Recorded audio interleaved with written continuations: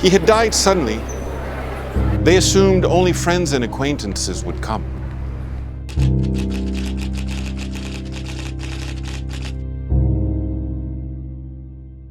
Turin, Italy, July 1925. The Frassati family expected a quiet funeral for their 24-year-old son, Pier Giorgio. He had died suddenly, and though the family name carried weight, his father a powerful newspaper owner and ambassador, his mother a respected artist, they assumed only friends and acquaintances would come. But as the casket left the family home, the streets told a different story. Thousands filled the roads, men, women, children, miners, laborers, mothers with babies. They wept openly, mourning as if they had lost their own brother. The family was stunned. Who were these people, and why had their son's death cut them so deeply? The answer lay in a hidden life Pier Giorgio had been living. Pier Giorgio Frassati wasn't born into an ordinary family. He entered the world in 1901 in the city of Turin, at a time when Italy was bursting with political energy and industrial wealth. His father, Alfredo Frassati, was no common man. He founded and owned La Stampa, one of Italy's most influential newspapers, and served as a senator and ambassador to Germany. His mother, Adelaide Ametis, was a respected painter whose work was exhibited in international galleries. This was not just privilege, it was aristocracy. The Frassatis lived in villas, summered in the Alps, and mingled with Italy's political and cultural elite. Pier Giorgio and his sister grew up in a household where education, discipline, and appearances mattered.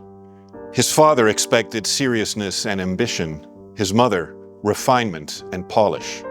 Pier Giorgio received what many would consider a world-class upbringing.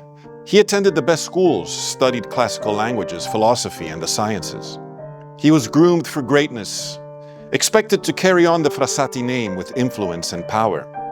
Some imagined him as a politician, others as a leader in industry. But while his parents prepared him for a life of status, Pier Giorgio's heart quietly turned elsewhere.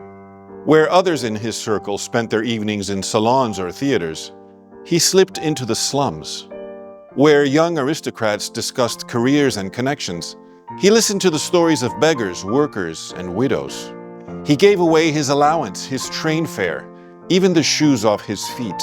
His mother, puzzled and sometimes frustrated, complained that he came home late and dirty, looking nothing like a proper son of high society. He was a man divided, at once an heir to Italy's upper class and yet friend of the streets. A young man raised for power, who instead poured himself out for the powerless. This was the double life of Pier Giorgio Frassati.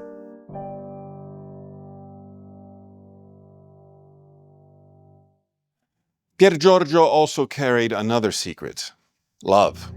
Her name was Laura Hidalgo, a fellow Catholic activist who shared his ideals. Their conversations stretched late into the nights, full of laughter, conviction, and an unspoken tenderness. Friends noticed the spark. Yet, Pier Giorgio never declared his feelings. He knew his parents would never approve of a marriage outside their social class. For the sake of family peace and perhaps out of a sense of sacrifice, he chose silence. In letters, he admitted it was a heavy cross. He bore it quietly, offering it to God. Laura only learned after his death how deeply he had loved her. Pier Giorgio's passion for justice was just as strong. He studied mining engineering, not for prestige, but to work alongside miners and fight for their dignity. He stood openly against fascism, clashing with violent gangs during demonstrations. His life was a rhythm of prayer in the morning, joy with friends in the afternoon, and service to the poor at night. In June 1925, Pier Giorgio fell suddenly ill. At first, his parents thought it was exhaustion. Within days, the truth emerged. He had contracted polio, most likely from the poor he had been visiting. Paralyzed and struggling to breathe, he never complained. His last written words were instructions to help a man in need. On July 4th, 1925, Pier Giorgio died at just 24 years old. But his story didn't end there. Years later, miracles began to be attributed to his intercession. A woman in Trieste was healed of tuberculosis after prayers to him. In the United States, Melissa, a woman with a degenerative illness, recovered in ways science could not explain. These healings paved the way for his beatification in 1990, when Pope John Paul II called him the man of the Beatitudes.